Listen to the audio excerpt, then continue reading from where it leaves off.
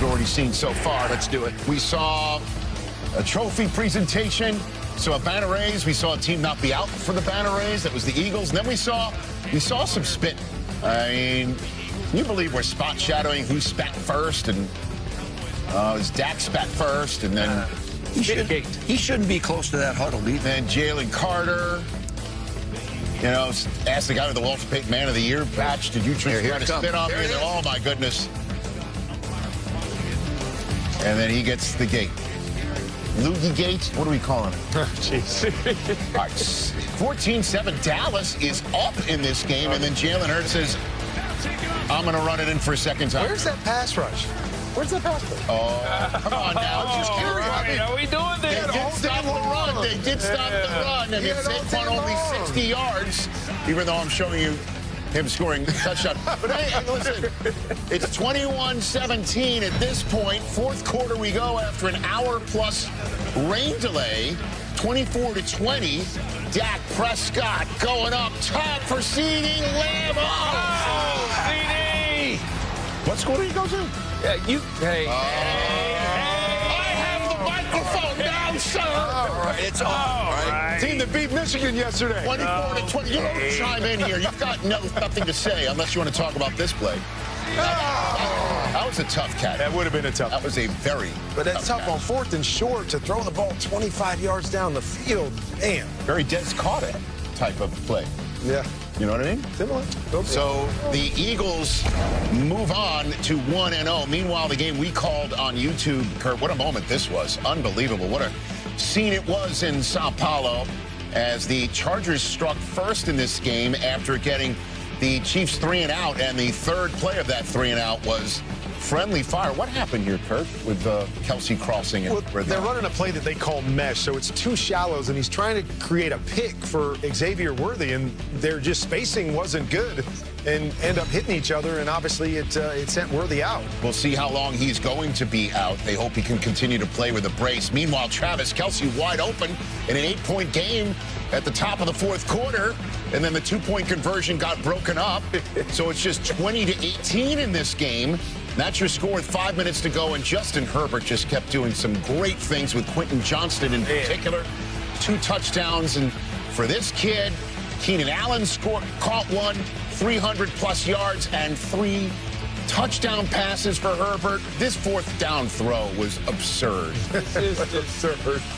Absurd. Hollywood Brown was wide open. Well, I think the defense is thinking, well, he can't throw it there. He can't do that. He's running to his right. It gets to a point, man. But Mahomes and Kelsey couldn't connect there. They had to settle for a field goal. Just keep running. And just get the ball back. And they had an opportunity to get the ball back. A third down and 14.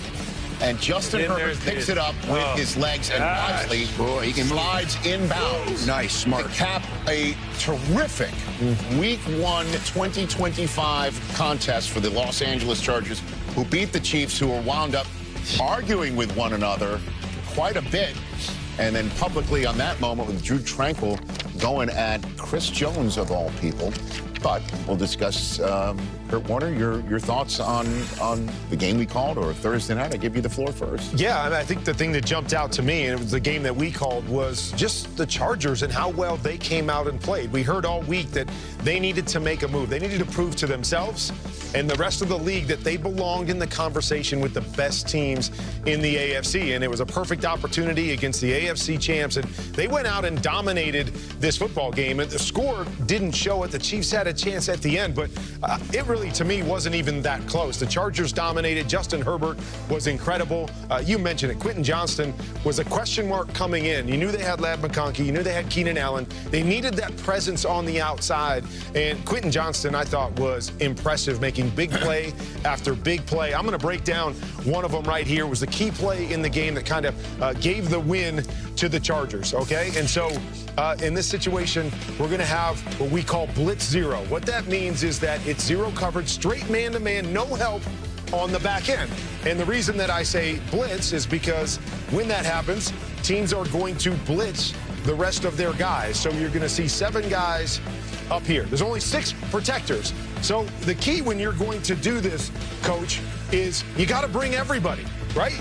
you know the ball has to come out. You have no help on the back end. You've got to bring in everybody. So we're going to roll it right here. Got my eyes on Bolton there because he decides not to pressure here, okay? And so he leaves them with good protection.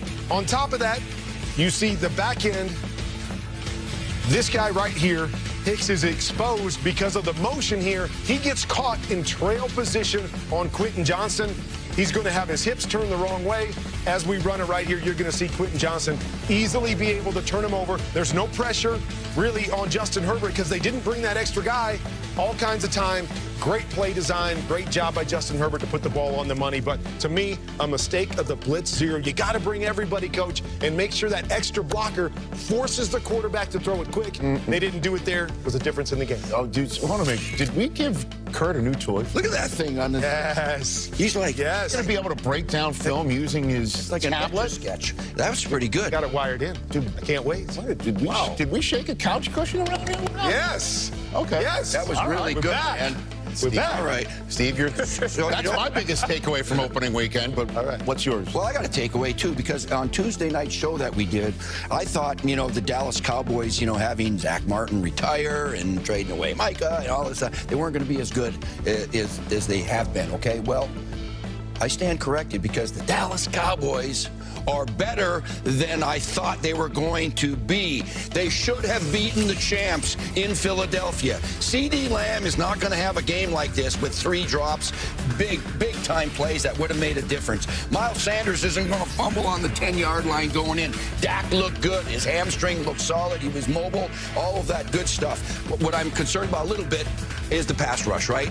They don't have Micah. They don't have DeMarcus Lawrence either. Their pass rush has to be better. Maybe they're going to be busy on the waiver wire or something to trade to find a way to get that better. But the Cowboys are better than I thought they'd be. So Kurt has a new toy. You went the anti-Dennis Green. The Cowboys are not who we thought they were. You went the reverse Dennis Green. Yes, good. Okay. What do you have? I don't have nothing that spectacular.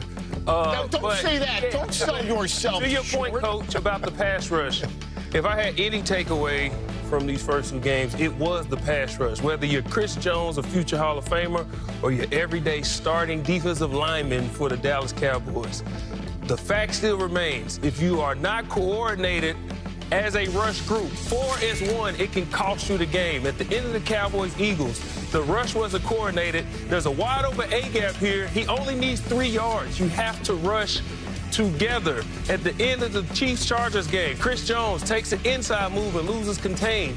You cannot do that. You cannot play hero ball as a defensive line. It's 4 as 1, and if you don't rush together and not locked in from start to finish, it can cost you. And everybody watches the game different. I'm watching the defensive line, and it just so happened to be those 2 plays were extremely critical. So, And I love that point. We got to demo that at some point in time because we do have a lot more athletic quarterbacks now that I think are looking to run in those situations.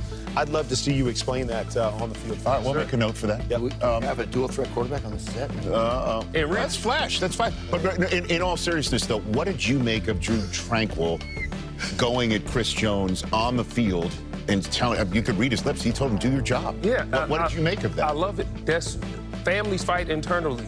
But once you step outside, you have each other's back. But you have to do that inside.